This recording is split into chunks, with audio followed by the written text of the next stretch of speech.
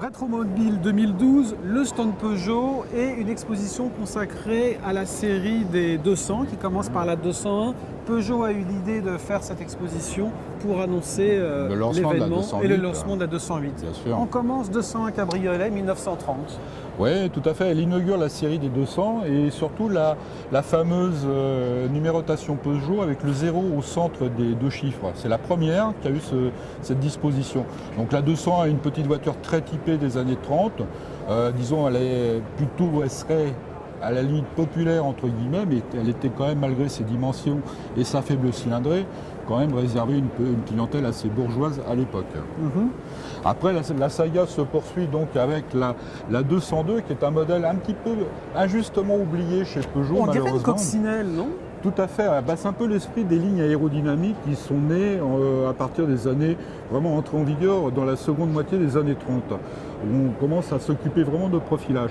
Donc elle reprend la carrosserie à une échelle un petit peu plus réduite de la grande 402, qui était vraiment la voiture profilée chez Peugeot à l'époque, avec notamment, on le verra peut-être tout à l'heure, avec notamment les deux phares intégrés dans la calandre à l'avant, toujours dans un souci aérodynamique. Et la 202, c'est vraiment la première voiture populaire chez Peugeot. En plus, elle a une carrière qui s'étale à la fois sur l'avant-guerre et sur l'après-guerre, parce qu'elle était remise en production à la fin de la guerre en attendant la nouvelle 203. Et donc, elle a servi un petit peu de trait d'union entre deux époques de Peugeot.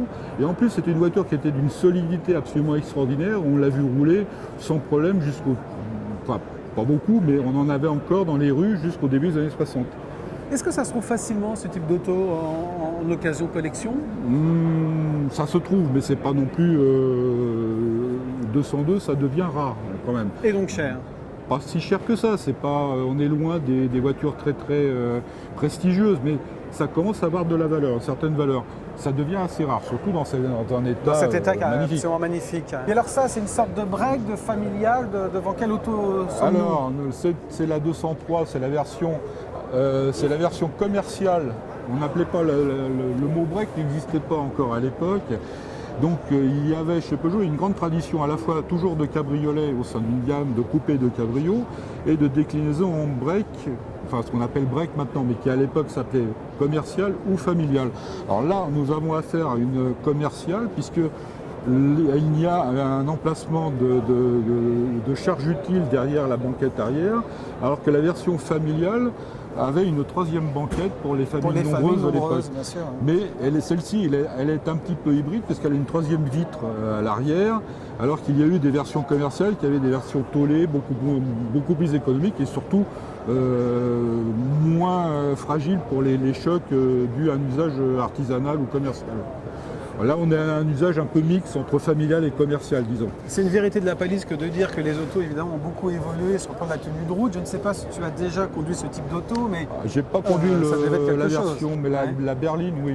Et c'était la 203, la berline 203 est une voiture déjà assez moderne dans son comportement par rapport à d'autres voitures un peu plus typées, encore avant-guerre. 203 est une voiture moderne déjà. Et plus moderne encore, justement, la fameuse 204 coupée, alors là que l'on connaît mieux quand même. Ah, tout à fait, elle est déjà plus récente puisqu'elle est sortie en 1966. Et donc elle dérive de la fameuse berline 204 sortie l'année précédente, et qui a été l'un des énormes succès commerciaux de Peugeot. C'était une traction avant moderne avec un moteur totalement inédit chez Peugeot en alliage, etc. Elle a révolutionné un petit peu le marché de la berline moyenne au milieu des années 60, à tel point qu'elle a occupé pendant plusieurs années la tête des ventes en France. C'était un énorme succès. Le coupé était un petit peu taillé à coups de serpe, malheureusement. Au niveau style, c'est peut-être pas une grande réussite.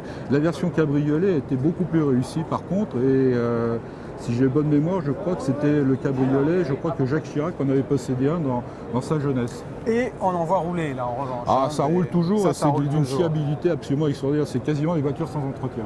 À la suite, c'est une auto qui nous a fait rêver quand on avait 20 ans, ou 15, ou 25, en tout cas, on était prêt à s'endetter avec nos premiers salaires pour avoir la chance Ah oui.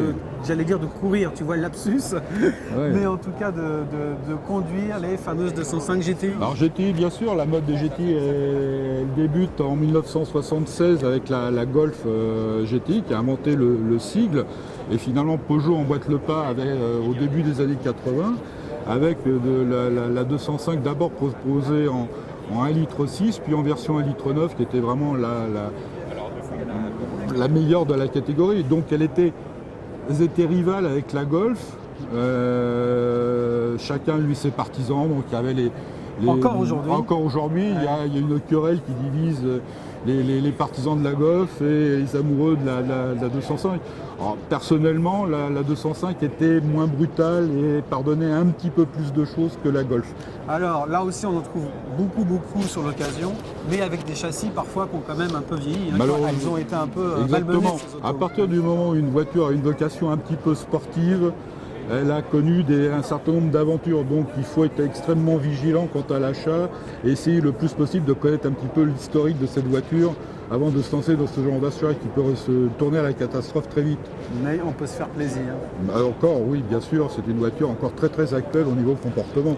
Sauf qu'il faut trouver, malheureusement, les endroits pour se faire plaisir sont de plus en plus rares. Malheureusement, mais ils peuvent aller sur circuit. Alors, on a commencé en 1930, on terminera avec les essayeurs de Caradisiac qui vont bientôt prendre en main la 208. Voilà 80 ans de la saga des et de séries la série des 200. Merci Alain et on poursuit notre visite avec une prochaine vidéo à retrouver sur notre site.